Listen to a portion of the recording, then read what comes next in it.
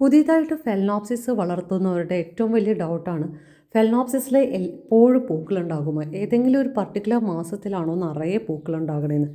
ഇതിനെല്ലാത്തിനുള്ള ഉത്തരമാണ് ഈ വീഡിയോയിൽ. ഫെലനോപ്സിസ് എന്ന് വെച്ച് കഴിഞ്ഞാൽ തണുപ്പ് ഇഷ്ടപ്പെടുന്ന ഒരു പ്ലാന്റാണ്.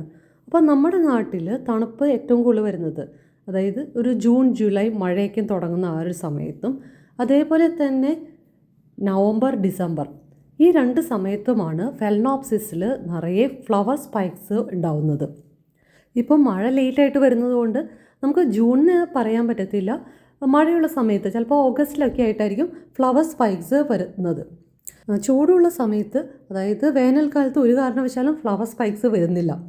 അപ്പോൾ ഇതെൻ്റെ കയ്യിലുള്ള ഒരു പഴയൊരു പ്ലാന്റാണ്. ഇതിനകത്ത് ഒത്തിരി ഫ്ലവർ സ്പൈക്സ് കാണുന്നുണ്ടെങ്കിലും ഈ ഒരെണ്ണം മാത്രമാണ് ഈ വർഷം വന്നിട്ടുള്ളത്. ഇതെന്ന് പറയുന്നത് ഒരു നോർമൽ വെറൈറ്റിയാണ്. ഇത് രണ്ടെന്ന് വെച്ച് കഴിഞ്ഞാൽ കഴിഞ്ഞ വർഷം ഒരെണ്ണം കഴിഞ്ഞ ജൂൺ ജൂലൈ ആ ഒരു സമയത്തും അടുത്തതെന്ന് പറയുന്നത് ഡിസംബർ സമയത്തും വന്നിട്ടുള്ളതാണ്. പക്ഷേ ഇപ്പോഴും നല്ല ഹെൽത്തി ആയിട്ടിരിക്കണം. ബാക്കിലുള്ളതാണെങ്കിൽ അതിൻ്റെ മുമ്പത്തെ വർഷം വന്നിട്ടുള്ള ഫ്ലവർ സ്പൈക്സ് ആണ്. ഫെലനോപ്സിസിൽ നോർമൽ വെറൈറ്റീസിലെല്ലാം നമുക്ക് ഒരു സീസണിൽ ഒരു ഫ്ലവർ സ്പൈക്സ് ആണ് പുതിയതായിട്ട് വരുന്നത്. പക്ഷേ ഇപ്പോഴത്തെ മിനിയേച്ചറിൽ ഒന്നിൽ കൂടുതൽ ഫ്ലവർ സ്പൈക്സ് വരാറുണ്ട്. ഒരെണ്ണം വന്നാൽ പോലും പഴയ ഫ്ലവർ സ്പൈക്കുകളിൽ നിന്ന് പോയിട്ടുള്ള പഴയ ഫ്ലവർ സ്പൈക്കുകളിൽ നിന്ന് ബ്രാഞ്ച് ചെയ്തും ഈ സമയത്ത് നമുക്ക് ഇതേപോലെ ഫ്ലവർ സ്പൈക്സ് വരുന്നതായിരിക്കും. അപ്പോൾ ഇതിനകത്ത് ഈ ഒരു ഫ്ലവർ സ്പൈക്കിൽ ഓൾറെഡി പൂക്കളൊക്കെ വിരിഞ്ഞ് തുടങ്ങിയിട്ടുണ്ട്. ഇനിയും ഒത്തിരി വിരിയാനുണ്ട്. അതേപോലെ തന്നെ ബാക്കിലെ ഫ്ലവർ സ്പൈക്കും ഇതും കഴിഞ്ഞ വർഷം ഉണ്ടായതാണ്. അതിനകത്തുനിന്ന് പുതിയ ബ്രാഞ്ച് ചെയ്ത് വന്നിട്ടുള്ളതാണ്. അതും വിരിഞ്ഞു തുടങ്ങിയിട്ടുണ്ട്. ഇനിയും ഈ വർഷം വന്നിട്ടുള്ള ഫ്ലവർ സ്പൈക്ക് ഇത്രയേ ആയിട്ടുള്ളൂ. ആക്ച്വലി ഫെലനോപ്സിസിനെ സംബന്ധിച്ചിടത്തോളം പൂക്കൾ നന്നായിട്ട് ലാസ്റ്റ് ചെയ്യും. മഴയൊന്നും കൊണ്ടില്ലെങ്കിൽ എന്തായാലും ഒരു 4 മാസത്തോളം എന്തായാലും നിൽക്കും. അപ്പോഴേക്കും 4 മാസം എന്ന് പറയുമ്പോൾ അടുത്ത ഫ്ലവറിങ് സീസൺ ആയിട്ടുണ്ടായിരിക്കും. അപ്പോഴേക്കും പുതിയ സ്പൈക്സൊക്കെ വന്ന് എഗെയിൻ പൂക്കളുണ്ടാകും. അതുകൊണ്ടാണ് നമ്മൾ പറയുന്നത് ഫെലനോപ്സിസിൽ എല്ലാ കാലത്തും പൂക്കളുണ്ടാകുമെന്ന്. അതേപോലെ തന്നെ ഫെലനോപ്സിസിൽ വർഷങ്ങൾ കഴിയുന്നോറുമാണ് ആക്ച്വലി പ്ലാന്റിൻ്റെ ഭംഗി കൂടുന്നത്. കാരണം ഒത്തിരി ഫ്ലവർ സ്പൈക്സ് നിൽക്കുകയും ചെയ്യും. ഇതെല്ലാം വിരിഞ്ഞു വരുമ്പോൾ നിറയെ പൂക്കളായിട്ട് ഒരു പ്രത്യേക ഭംഗി തന്നെയായിരിക്കും.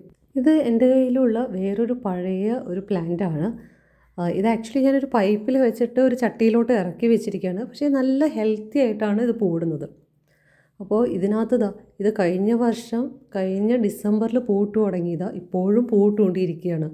ഒത്തിരി പൂക്കളുണ്ടായിരുന്നു. പക്ഷേ ഫ്ലവർ സ്പൈക്സ് നീളം വെച്ച് മഴയത്തോട്ട് വീട് കടന്നതുകൊണ്ട് ഒത്തിരി കൊഴിഞ്ഞു പോയതാണ് ആക്ച്വലി.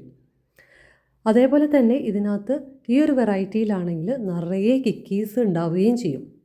അതുകൊണ്ട് പൂ പോയി എന്ന് വിചാരിച്ചിട്ട് ഒരു കാരണവശാലും നമ്മൾ ഫ്ലവർ സ്പൈക്സ് വെട്ടിക്കളയാൻ പാടില്ല. ഈ ഒരു പ്ലാന്റിനകത്ത് ഇപ്പോൾ തന്നെ 3 ഫ്ലവർ സ്പൈക്ക് വന്നിട്ടുണ്ട്. പിന്നെ ഈ വർഷം ഒത്തിരി പേര് പറയുന്ന പരാതിയാണ് ഇപ്പോഴും എനിക്ക് ഫ്ലവർ സ്പൈക്സ് വന്നിട്ടില്ല എന്നുള്ളത്. അതിൻ്റെ റീസൺ എന്താണെന്ന് വെച്ച് കഴിഞ്ഞാൽ എനിക്ക് ഒരെണ്ണം ഇപ്പോൾ വന്നത് ഇത്രയേ ആയിട്ടുള്ളൂ. പക്ഷേ ഒരെണ്ണത്തിൽ പൂ ഇട്ട് തുടങ്ങിയിട്ടും ഉണ്ട്. അതിൻ്റെ മെയിൻ റീസൺ എന്ന് പറയുന്നത് ഈ പ്രാവശ്യം ജൂണിൽ നമുക്ക് മഴ വളരെ കുറവായിരുന്നു.